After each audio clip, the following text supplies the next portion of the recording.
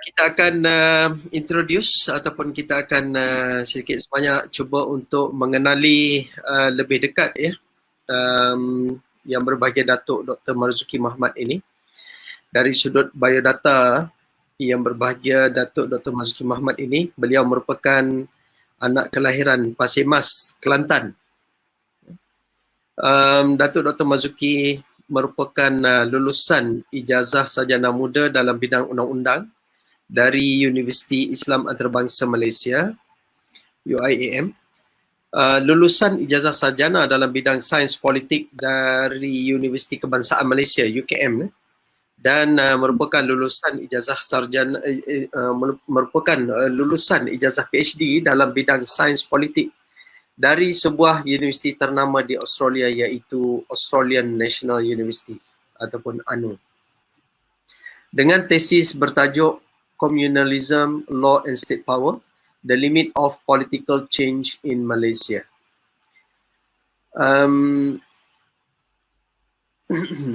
Yang diselia oleh salah seorang pakar politik tersohor, iaitu Profesor Dr. Harold Crouch. Setelah pulang daripada Australia, beliau terikat dengan UIA, tetapi pada waktu itu terus ditawarkan jawatan sebagai pegawai khas kepada Tan Sri Muhyiddin selaku Timbalan Perdana Menteri pada tahun 2009 hingga 2013. Dari tahun 2013 hingga 2015 pula, beliau merupakan setiausaha politik Tan Sri Muhyiddin selaku Menteri Pendidikan. Bila Tan Sri Muhyiddin dipecat dari kabinet pada tahun 2015, beliau kembali berkhidmat sebagai Profesor Madya di Jabatan Sains Politik UIA, di samping meneruskan minat beliau mengkaji tentang politik pilihan raya, politik hubungan kaum, politik Asia Tenggara, Islam dan undang-undang. Kini berkhidmat sebagai Profesor Madya di Jabatan Sains Politik Universiti Islam Antarabangsa Malaysia. Maksudnya sebelum menjadi Ketua Setiausaha Sulit kepada Yang Amat Berhormat Perdana Menteri. Selepas PH mengambil alih tampuk pemerintahan negara, beliau sekali lagi dilantik sebagai pegawai khas Tan Sri Muhyiddin selaku Menteri Dalam Negeri dari tahun 2018 sehinggalah tahun 2020. Dan selepas PN mengambil alih tampuk pemerintahan negara, beliau dilantik sebagai Ketua Setiausaha Sulit kepada Tan Sri Muhyiddin selaku Perdana Menteri mulai 1 Mac 2020. Jadi itu berkait dengan latar belakang tetamu kita pada petang ini, iaitu yang berbahagia Datuk Dr. Marzuki Mahmat yang merupakan Ketua Setiausaha Sulit kepada Tan Sri Muhyiddin selaku Perdana Menteri mulai 1 Mac 2020 yang lalu, dan hari ini adalah hari genap hari ulang tahun 1 tahun. Memegang jawatan sebagai KSUS. Ya, menarik sekali biodata yang dibacakan tersebut, di mana jarang-jarang kita melihat seorang individu yang mempunyai gabungan dua kelulusan, satu dalam bidang undang-undang dan satu lagi adalah dalam bidang politik, manakala tesis PhD pula saya sudah baca tebal dari ANU, sangat impresif sekali menggabungkan kedua-dua bidang itu, iaitu undang-undang dan politik, Communalism, Law and State Power, The Limits of Political Change in Malaysia. Perkauman undang-undang dan kuasa kerajaan, had ataupun batasan perubahan politik di Malaysia. Tadi saya sempat berkongsikan biodata Datuk bersama dengan penonton kita, yang mana kita rasa sangat bertuah lah pada petang ini yang berbahagia Datuk dapat untuk bersama dengan kita dalam sesi ini, iaitu bersempena dengan 1 tahun pemerintahan PN, yang mana kita tahu hari ini adalah hari jadi pertama PN, pemerintahan PN. So banyak perkara yang kita nak tahu, nak dengar daripada Yang Berbahagia Datuk. Jadi saya teruskan, saya minta sahabat saya iaitu Dr. Kamarul untuk teruskan dengan soalan-soalannya. Okey. Terima kasih Prof. Roslan. Assalamualaikum Datuk. Saya ada beberapa soalan. Setengahnya adalah soalan yang agak panas, jadi diharapkan Datuk sudi untuk menjawabnya, untuk berkongsi dengan para penonton di luar sana ya. Kita terus pergi kepada soalan pertama. Apakah faktor yang menyebabkan Datuk terus setia dengan Tan Sri Muhyiddin walaupun tak kala Tan Sri Muhyiddin berada di dalam kesusahan setelah beliau dipecat dari jawatan Timbalan Perdana Menteri pada tahun 2015 kita baru sembang tadi sekejap. Jadi jika Datuk boleh kongsi rahsianya, silakan Datuk. Baik, terima kasih sahabat saya Dr. Kamarul dan Prof. Roslan. Saya ucap terima kasih kerana bagi saya peluang untuk bercakap pada petang ini. Saya minta maaf tadi ada masalah teknikal sikit. Ya, Dr. Kamarul bertanya tadi apa faktor yang menyebabkan saya ni kata terus setia. Ialah soal kesetiaan itu satu perkara. Yang keduanya ialah kerana saya melihat Tan Sri Muhyiddin pada ketika itu beliau ni melakukan satu perkara yang betul. Saya pernah tulis juga dalam penulisan saya sebelum ini, saya menceritakan apabila beliau pada ketika itu tidak lagi berjawatan dalam kerajaan, beliau ada bertanyakan kepada pegawai apakah mereka termasuk saya sendiri masih lagi ingin bersama-sama. Jadi saya terus mengatakan bahawa saya akan terus bersama-sama dengan beliau kerana kita ada satu keyakinan bahawa beliau melakukan satu perkara yang betul dan beliau pun saya ingat di peringkat awal dulu banyak menyebut satu hadis Rasulullah, dia ulang-ulang kali sebut pada kami semua. Dia kata hadis ini berbunyi man ra'a minkum munkaran falyughayyirhu biyadihi fa illam yastati' fa bilisanihi fa illam yastati' fa biqalbihi. Kalau kita melihat satu kemungkaran itu, apa yang perlu kita buat? Satu, kalau ada kuasa kita ubah dengan kuasa. Kalau mampu kita ubah dengan lisan, dengan mulut. Dan kalau tak mampu dengan mulut, kita rasa tak sedap dalam hati sajalah. Dan itu tanda orang kata yang selemah-lemah iman. Jadi Tan Sri Muhyiddin ni pada ketika itu dia bercakap dengan dengan lisan dia, menegur dan sebagainya, dan bagi saya itulah satu perkara yang betul yang dibuat. Jadi kerana itulah saya mengambil satu sikap yang terus ingin membantu beliau dalam perjuangan beliau. Susah, bukannya satu perkara yang senang. 40 tahun dalam kerajaan tiba-tiba menjadi pembangkang, susah. Susah. Jadi pegawai sudah pasti banyak cabaran dalam tempoh 2 tahun. Banyak cabaran yang dilalui macam-macam. Jadi walau bagaimana sekalipun kita teruskan jugalah tawakal ala Allah. Fa iza zamta tawakkal Allah. Berserah saja kepada Allah. Dan akhirnya segala apa yang berlaku itu ditakdirkan. Jadi kita berlapang dada, kita terima segala ujian itu. Jadi yang pasti kita melakukan satu perkara yang betul. Dalam politik ini pun dia mesti ada prinsip dia. When you do right thing, you will never go wrong. But we must be very steadfast, convinced that we do the right thing. Itu saja. Dan akhirnya itu yang selepas itu kita serahlah pada Allah Subhanahu Wa Taala. Okey, terima kasih Datuk. Soalan yang kedua, apakah Datuk dan Tan Sri Muhyiddin sendiri pernah mengharap atau menjangkakan bahawa pada suatu hari nanti Tan Sri akan menjadi PM dan Datuk sendiri menjadi ketua sulit kepada PM?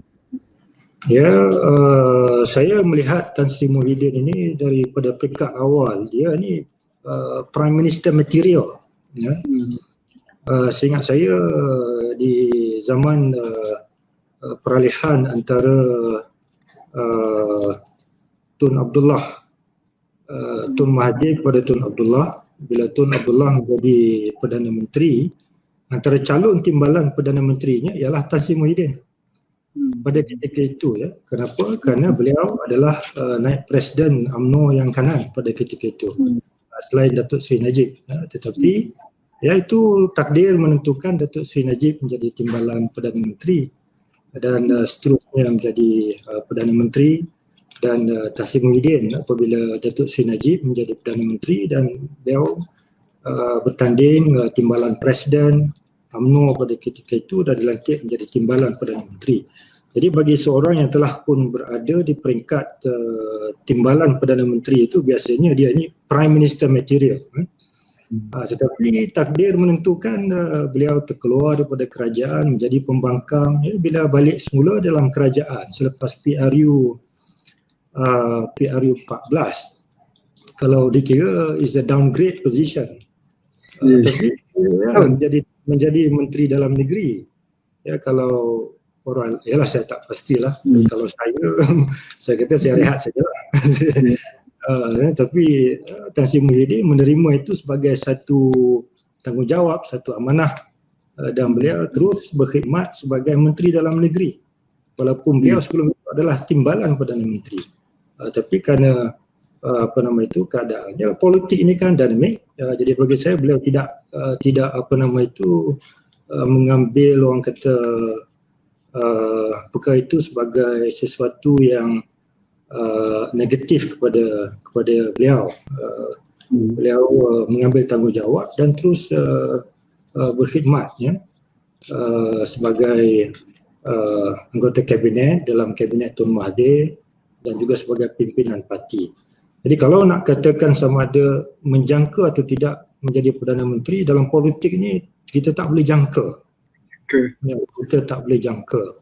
Ya, macam-macam perkara boleh berlaku. Saya ingat ada profesor saya dulu cakap pada saya, dia kata in politics ni, dia kata the only certainty is uncertainty. Jadi kita tak boleh menjangka lah, dan saya sendiri pun tidak menjangka hal itu akan berlaku.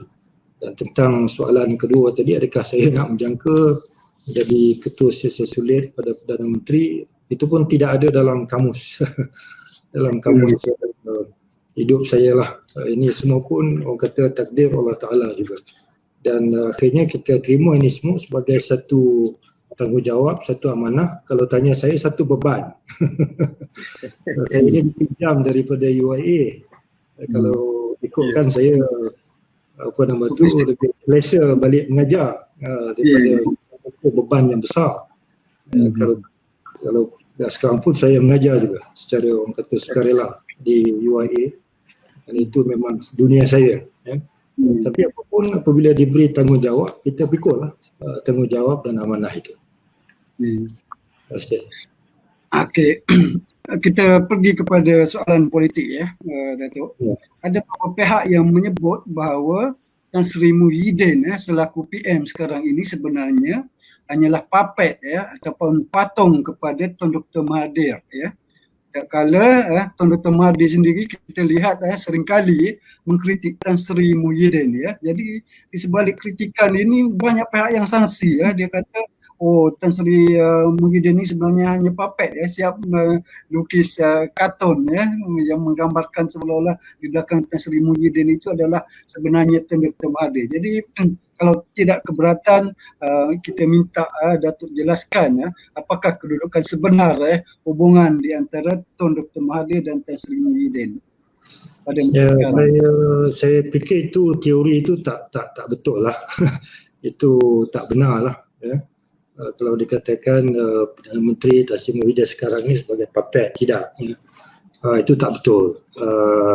Hubungan dengan Tun Mahathir dari dulu amat akrab, baik, dan saya lihat Tan Sri Muhyiddin ni seorang yang begitu hormat dia kepada Tun Mahathir ni tinggi, cukup tinggi hormat dia sebagai Presiden Parti, Dato' Mahathir sebagai pengerusi parti. Saya masih ingat dulu di peringkat awal dulu Tun Mahathir mengatakan beliau nak jadi penasihat parti dan Tan Sri Muhyiddin sebagai presiden.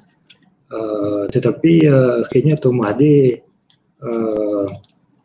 berhasrat untuk menjadi pengerusi parti. Saya pernah tanya Tun Mahathir, apa maksud Tun menjadi pengerusi? Dia kata, I will chair the Supreme Council meeting. Saya pun memikir kalau pengerusi mempengerusikan mesyuarat majlis pimpinan tertinggi parti, jadi presiden di mana?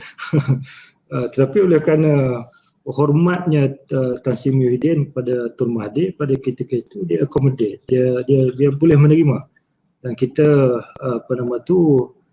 devise the constitution in such a way that it will accommodate the function of the chairman and the president.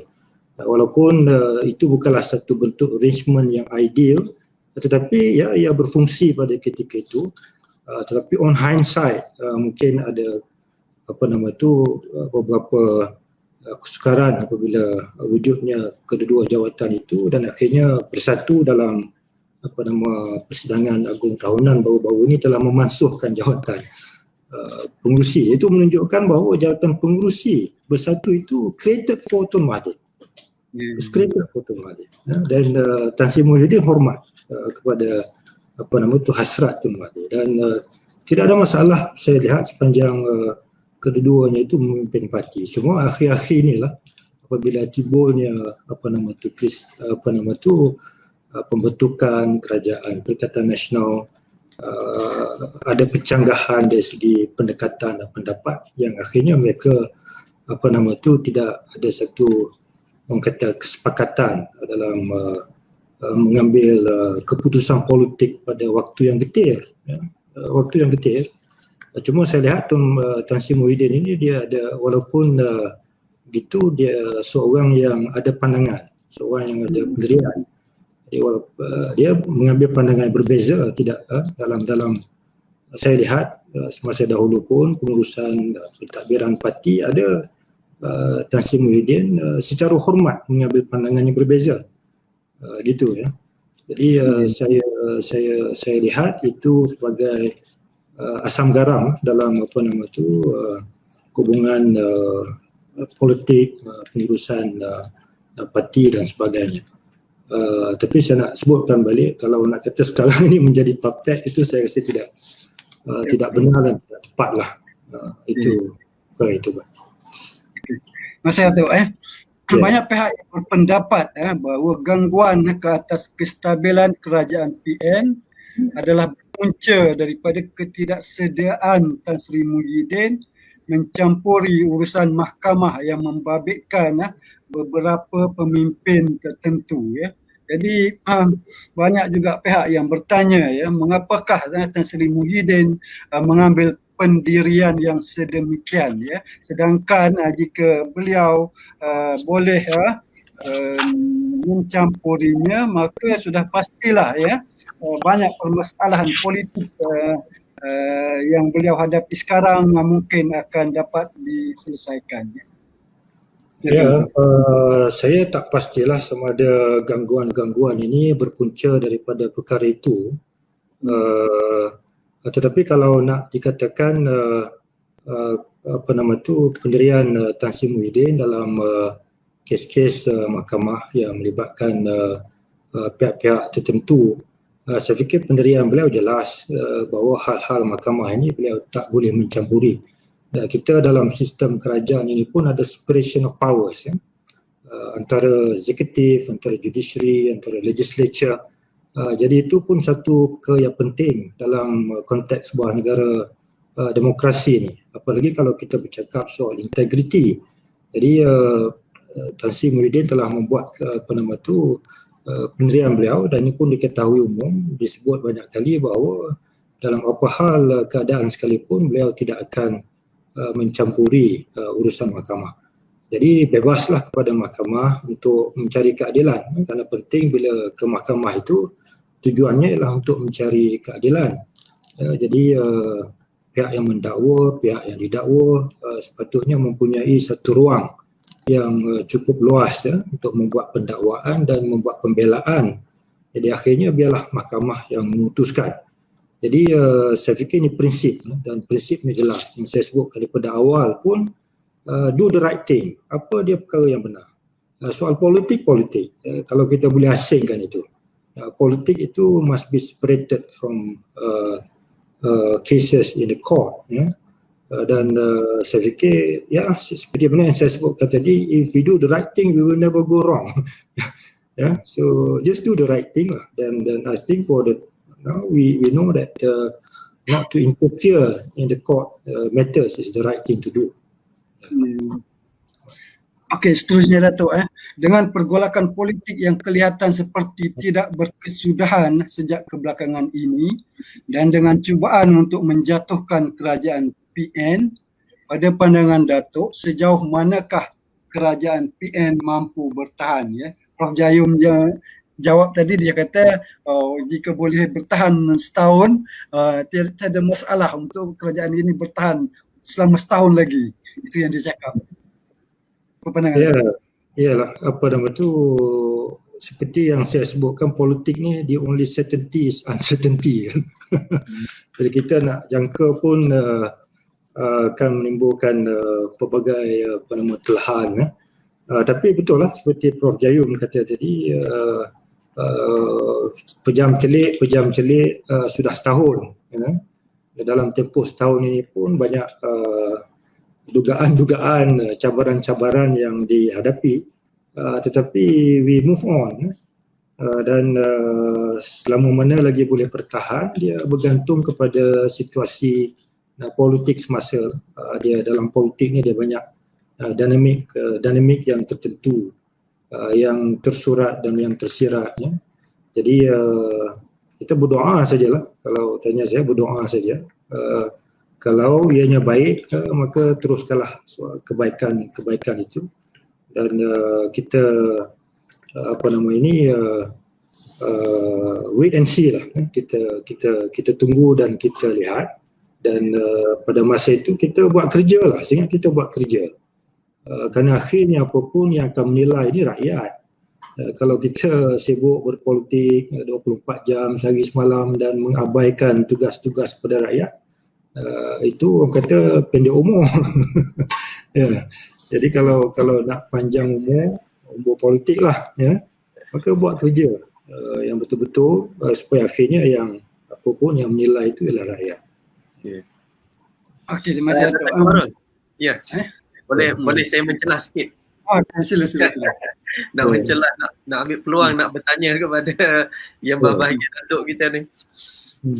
Mungkin Datuk boleh kongsikan lah sikit macam mana Yang Amat Berhormat Perdana Menteri kita ni berdepan dengan situasi-situasi yang mencemaskan kalau kita tengok dalam suasana politik. Macam tahun lepas, pada bulan September tahun lepas, Ketua Pembangkang mengatakan bahawa kerajaan Tan Sri Muhyiddin telah jatuh. Jadi mungkin Datuk boleh kongsikan lah insight lah, macam mana Tan Sri Muhyiddin berdepan dengan isu-isu ini. Satu, saya lihat Tan Sri Muhyiddin ni orangnya penyabar.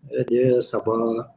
Dia tidak mengambil satu langkah yang terburu-buru. Dia tenang dalam menghadapi apa-apa permasalahan. Dia fikir panjang. Dia fikir banyak kali. Dan yang keduanya, dia mengambil satu sikap ataupun pendekatan yang kolektif. Kalau ada masalah, dia bukan ambil tindakan seorang-seorang, dia panggil, bincang, dan ramai yang membantu.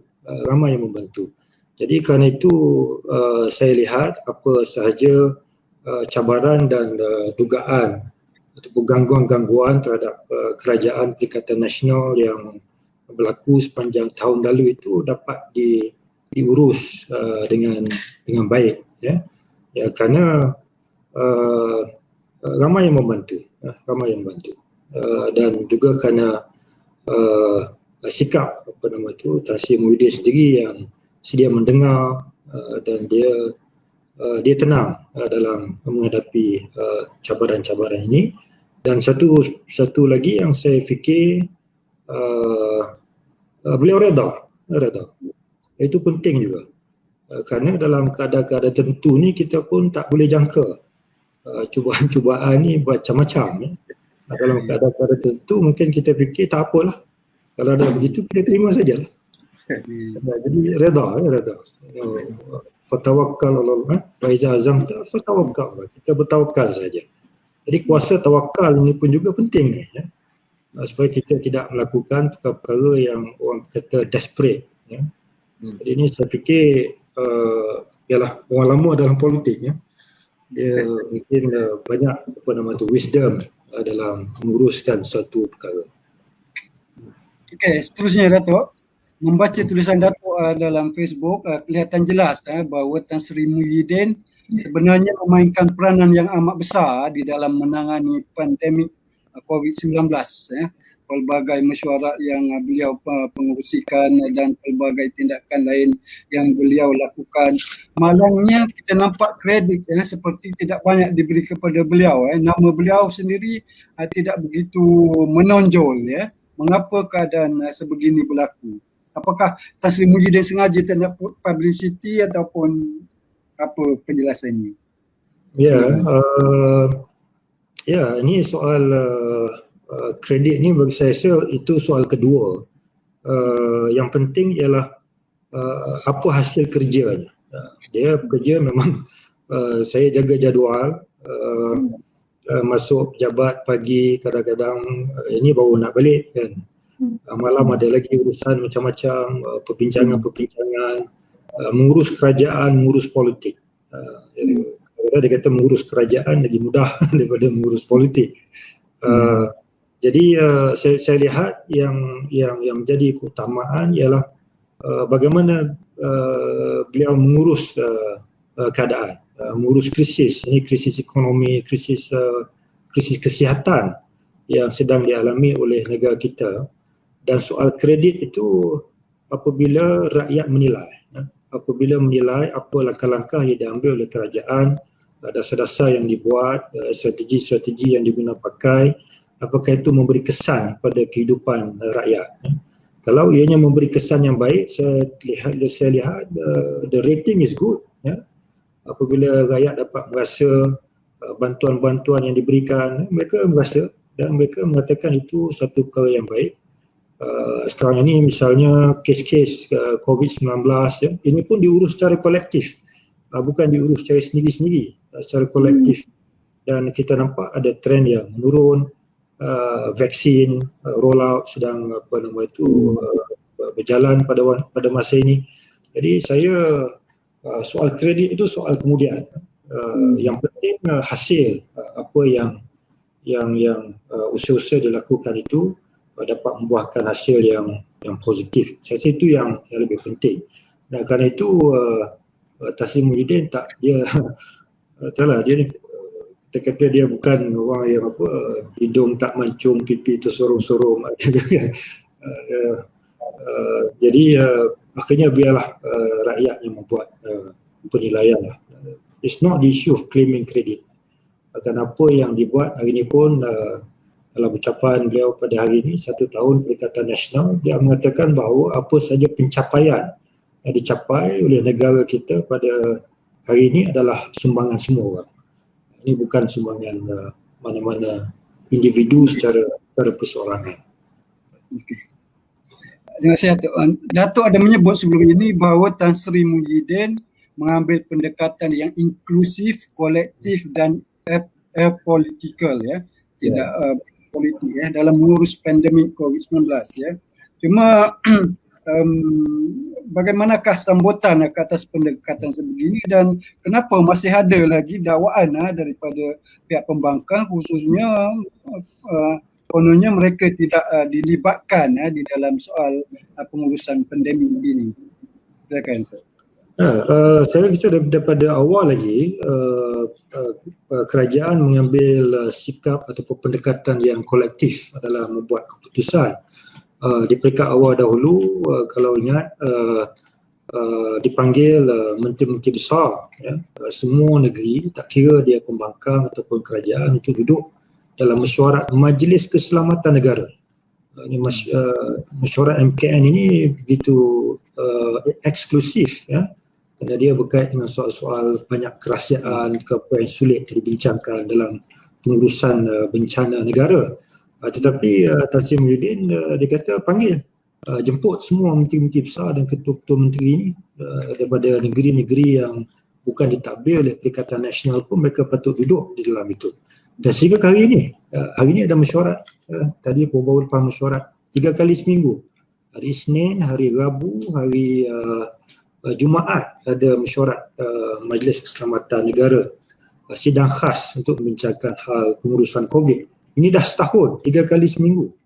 Saya ingat ni dah mesyuarat kali ke berapa ratus. Jadi semua ada. Kenapa penting? Kerana kita menggunakan pakai konsep the whole of government and the whole of society approach dalam mengurus pandemik ini. Dia bukan tugas kerajaan persekutuan saja. Kerajaan negeri pun ada peranan dia ada bidang kuasa dia, kerajaan negeri. Misalnya dalam nak menguruskan PBT, misalnya pihak kuasa tempatan, nak buat penguatkuasaan di peringkat negeri dan sebagainya. Hal yang berkaitan dengan macam-macam pengurusan tertentu yang sebenarnya berada di bawah bidang kuasa negeri. Jadi kalau mereka tidak dilibatkan di dalam pengurusan pandemik ini, kita akan banyak melihat hiccup. Dan kalau berlaku hiccup di peringkat pelaksanaan, matlamat kita untuk melawan COVID-19 ini tidak akan berjaya. Dan saya merasakan bahawa selama ini pun kita mengurus ini, kita dapat urus dengan baik juga kerana kita libatkan semua pihak. Misalnya dulu Sabah dulu menjadi orang kata di epicenter of this pandemic. Kes-kes begitu tinggi. Hari ini dah 2 digit, 100 lebih. Saya ingat hari ini dah berapa? Mungkin dah kurang daripada itu lagi. Dan Sabah dah boleh negeri yang antara prestasi yang terbaik dari segi mengurus pandemik pada hari ini. Kenapa? Ya, kerana dalam setiap mesyuarat itu ada wakil kerajaan negeri dan kalau memerlukan keputusan segera boleh dibuat segera. Negeri-negeri pun dia ada dia punya cadangan-cadangan dia, permintaan-permintaan dia perlukan resources, dia perlukan dari segi kewangan, dari segi tenaga, dari segi kepakaran nak mengurus pandemik ini. Jadi kalau mereka berada bersama dalam mesyuarat di peringkat tertinggi itu, keputusan boleh dibuat segera. Itu yang penting. Jadi kerana itu saya lihat pendekatan yang berbentuk apolitical. Jangan ambil kira soal politik ni dalam kita mengurus satu krisis besar dalam negara ini. Bukan saja krisis kesihatan tetapi juga krisis ekonomi. Selangor misalnya, walaupun Selangor bukan negeri di bawah pentadbiran Perikatan Nasional, tetapi Selangor negeri penting. Saya bilang 40% of economic activities are in Selangor. Ya, jadi kalau kerajaan negeri Selangor tak dilibatkan dalam pengurusan pandemik, pengurusan krisis ekonomi, kita akan lihat akan berlaku masalah-masalah di bawah dan akhirnya kita tak dapat menyelesaikan masalah yang kita hadapi. Jadi dan saya lihat dalam semua mesyuarat-mesyuarat ini mereka bersikap profesional, beri pandangan dan sebagainya dan keputusan dibuat tanpa mengira soal politik, tapi yang penting ialah rakyat. Jadi ini saya kira satu pendekatan yang bagus, satu pendekatan yang kita boleh teruskan di masa-masa hadapan. Ya. Setuju Dato'. Terdapat dakwaan daripada pihak PH Pakatan Harapan bahawa pandemik COVID-19 tidak akan menjadi seteruk sekarang, ya, sekiranya PH masih lagi menjadi pemerintah, ya. Pada pandangan Datuk, sejauh manakah kebenaran dakwaan ini? Ya, saya tak nak komen lah. Ini pandangan setengah pihak. Jadi biarlah mereka mempunyai pandangan yang sedemikian. Bagi saya dia agak hypothetical lah. Kita tak tahu. Dia kata kalau. Jadi kalau ni susah nak jawab. Tidak ada fakta ni kan. Jadi saya fikir itu saya tak nak komen yang itulah. Yang penting kita buat yang terbaik. Walaupun kita tak sempurna, kita akui tidak sempurna, tapi kita cuba buat yang terbaik. Itu saja. Sebenarnya Datuk ada menyebut dalam satu tulisan bahawa kita akan mula melihat kesan yang lebih positif ke atas kesihatan rakyat dan ekonomi negara seawal suku ketiga tahun ini jika semua perancangan berjalan lancar. Jadi apakah mungkin perancangan ini tidak akan berjalan lancar? Apakah mungkin ada faktor-faktor yang boleh mengganggu perancangan ini daripada berjalan lancar? Ya, ini saya merujuk kepada roll out plan imunisasi COVID-19 kebangsaan. Ini cukup penting. Kenapa? Kerana satu jumlah yang terlibatnya besar, iaitu kita nak vaccinate lebih kurang 25 juta individu di negara kita ini. Kita ada dalam 600 lebih pusat pemberian vaksin dan ada tempoh masanya sehingga bulan Februari tahun depan kita nak vaksinkan lebih 25 juta rakyat. Dan ini penting untuk kita mewujudkan orang kata herd immunity. Kalau kita tak berjaya mewujudkan herd immunity, kita tak boleh nak mengatasi masalah COVID-19 ni. Jadi this is a massive exercise yang memerlukan sokongan semua pihak. Dia tak boleh ada hiccup. Kementerian Kesihatan bersedia di waktu puncaknya nanti saya dah beritahu dalam fasa kedua atau ketiga lebih kurang dalam 160,000 orang sehari nak diberikan vaksin, nak disuntik vaksin ni. Puluhan ribu kaki tangan yang akan terlibat dari segi urusan logistik dan macam-macam keperluan itu. This is a very massive exercise. Jadi kejayaan kita dalam memerangi pandemik COVID-19 ini bergantung kepada kejayaan kita dalam rolling out this vaccination plan. Dan saya kata suku ketiga, kenapa? Kerana by bulan Ogos, tak silap saya lebih kurang dalam hampir 19 juta penduduk negara ini mungkin telah pun mendapat vaksin. Dan kalau kita laksanakan plan ini secara lebih agresif, kita harap herd immunity itu boleh dicapai lebih awal. Mungkin kalau boleh pada penghujung tahun ini. Kenapa penting? Sebab ada dua saya sebutkan tadi, satu krisis kesihatan, satu krisis ekonomi. Selagi mana kita tak dapat mengatasi masalah COVID-19 ini, masalah ekonomi negara kita juga akan tersukar untuk kita tangani. Walaupun pada ketika ini sudah ada petunjuk-petunjuk yang positif kerana kita sudah mula membuka sektor-sektor ekonomi. Walaupun masih dalam PKP, sektor-sektor ekonomi telah pun dibuka. Dan kebanyakannya setelah pun dibuka secara 100%. Dan ini penting kerana kita nak jana pendapatan rakyat. Kalau sektor ekonomi ditutup, rakyat tak dapat pendapatan, bisnes pun rugi ataupun banyak bisnes yang ditutup, ini juga akan mendatangkan banyak masalah kepada rakyat.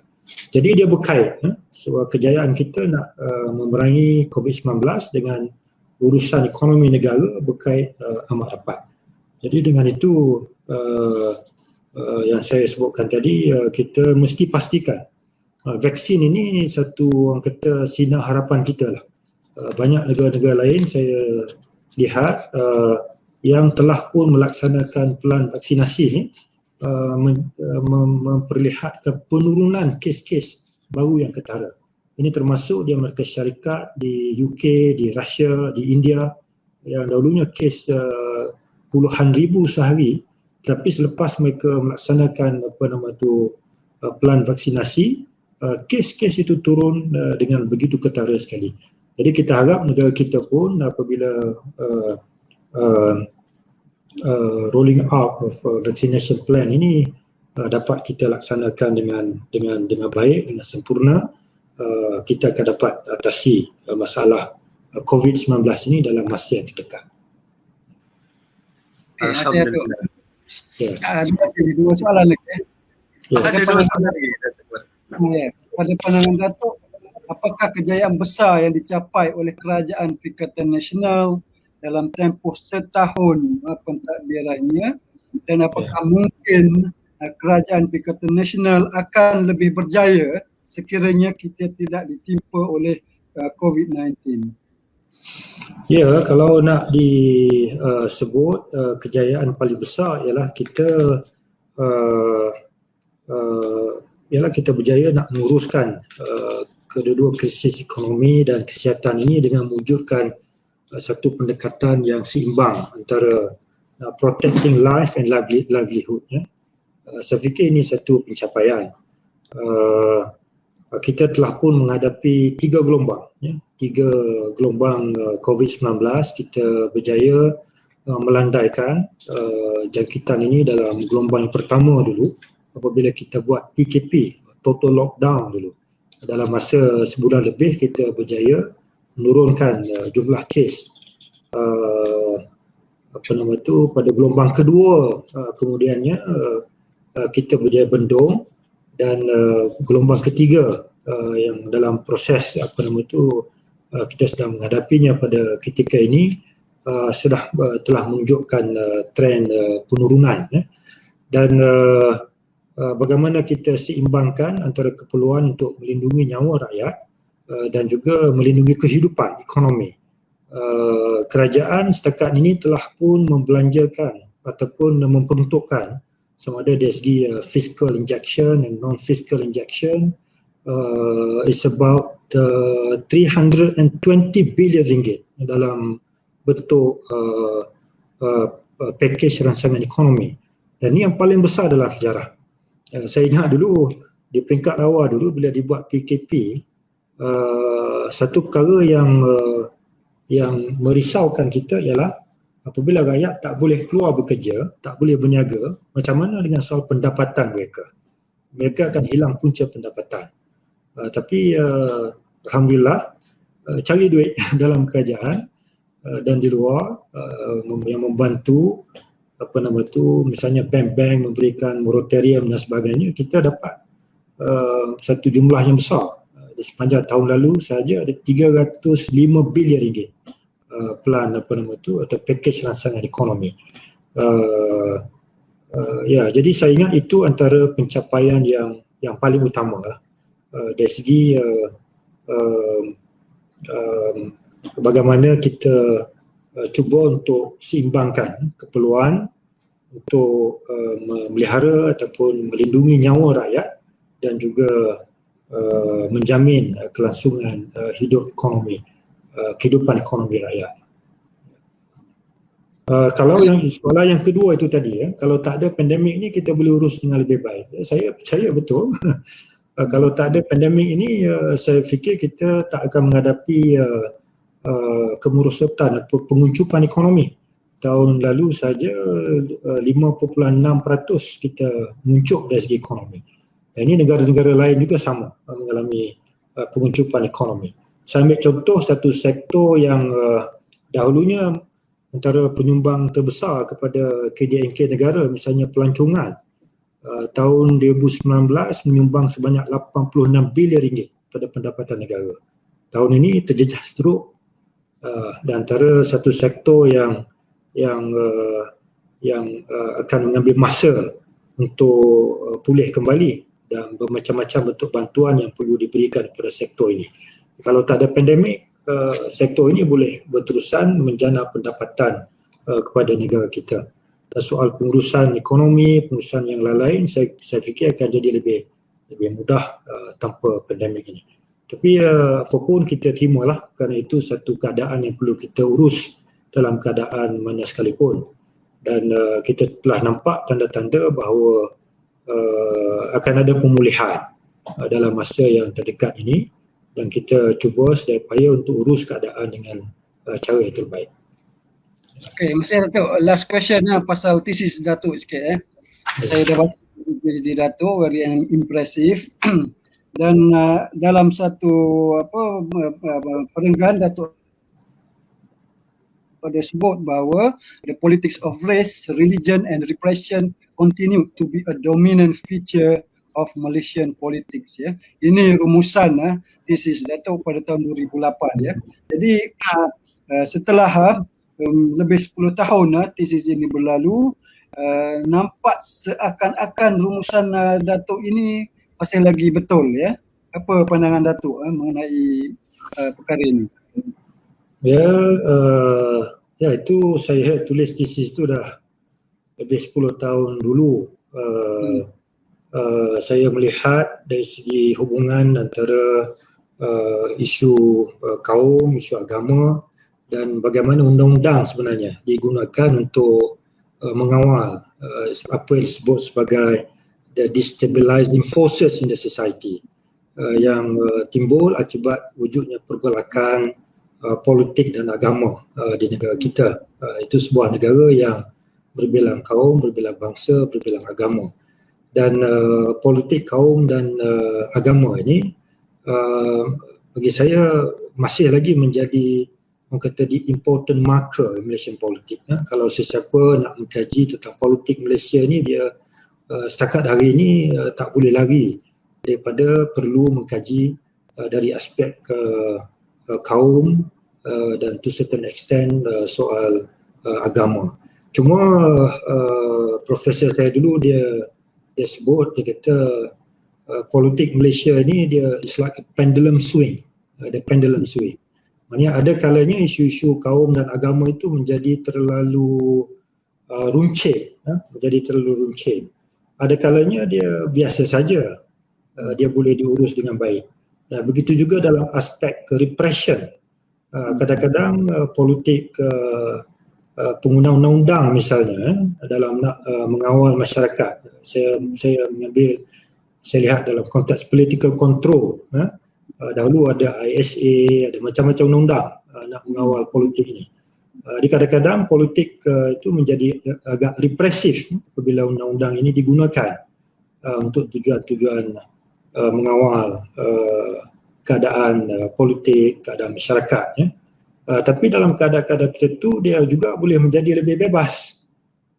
Kita lihat ada kalanya agak terbuka apabila undang-undang itu tidak digunakan. Misalnya kawalan media, dahulu tahun 80-an, 90-an timbul satu debat di mana kerajaan misalnya mengawal media menggunakan undang-undang dan sebagainya.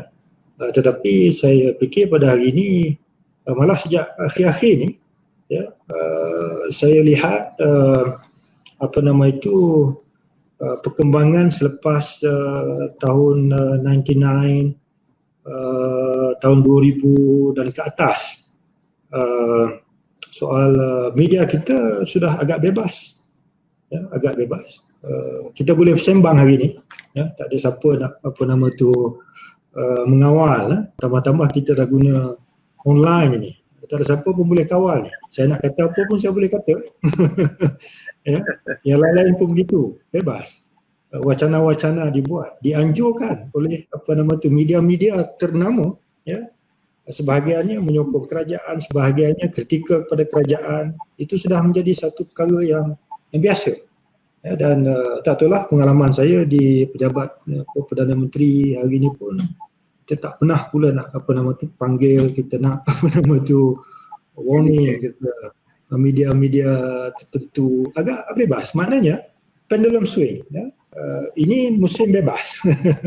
Tak tahulah ke depan ni musim represif, mana kita tahu. Jadi dia bergantung kepada keadaan, bergantung kepada suasana. Kerana politik itu sifatnya begitu dinamik.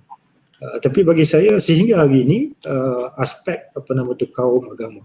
Kenapa? Kerana bagi saya kalau timbul dalam undang-undang kita, di dalam struktur, dalam perlembagaan kita, ada the legal means itu ada nak menyekat soal kebebasan, kerana tujuannya nak mengawal, yang saya sebut tadi, the destabilizing forces di dalam masyarakat. Dan kalau tidak diurus dengan baik, the forces yang ini mungkin boleh menyebabkan ketidakstabilan, boleh menyebabkan tercetusnya perkara yang boleh mengancam keamanan, keselamatan ketenteraman masyarakat. Jadi ada. Cuma tinggal lagi sama ada kerajaan nak menggunakan ataupun tidak. Undang-undang itu. The legal means, bagaimana nak mengurus masyarakat yang berbilang kaum dan berbilang agama ini. Jadi bagi saya pada masa ini mungkin tak perlu guna kerana keadaan kita aman, harmoni tapi kalau ada misalnya tercetus sesuatu perkara yang menyebabkan kerajaan terpaksa menggunakan, ada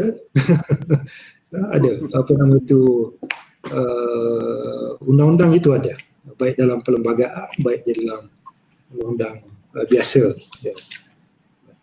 Jadi itu sajalah kalau saya boleh komen. Lama bagi TC saya tu. Silap saya tak terbitkan TC saya. Sibuk. Nanti Dr. Kamarul boleh tolong tengokkan, uruskan macam mana. Boleh tengok lah. Tapi banyak saya kena update lah dah 10 tahun. Macam orang kata dah outdated.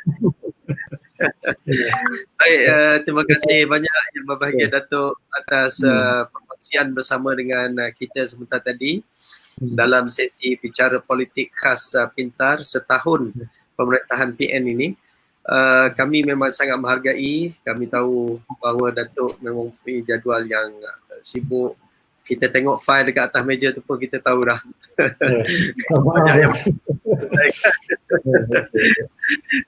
jadi kami bagi pihak Pintar sangat mengalu-alukanlah sumbangan petang ini, masa yang diperuntukkan oleh Datuk bersama dengan kita. InsyaAllah kita mengharapkan pada masa-masa yang akan datang Datuk sudi lagi untuk menerima jemputan daripada Pintar dalam siri-siri yang akan datang yang seterusnya nanti, insyaAllah.